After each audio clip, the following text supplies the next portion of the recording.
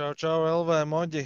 Man, diemžēl, ir sliktas ziņas no tā Gūneru kantora, ja, no tā Iļģu ciema Pedovkas, kur ģenerālis Štrīpiņš un Petu Šara it kā uzturoties, ka Ročman avoti ziņo, ka Petu Šara esot nolaupījis 3 jaunas meitenes, vai arī nopirktas caur saviem cilvēku tirdzniecības portāliem, es nezinu īsti tik smalki. Bet, nu jā, fakts paliek tāds, un tas ir briesmīgi. Es nevaru iedomāties, kam viņas ies cauri, jo, Petu Šāra ir tā kā slims kroplis.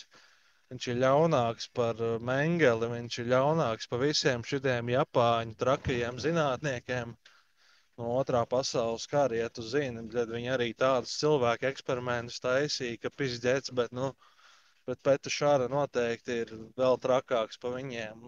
Tas ir drausmīgi. Un Štrīpiņš it kā gribot vienu sev arī paturēt.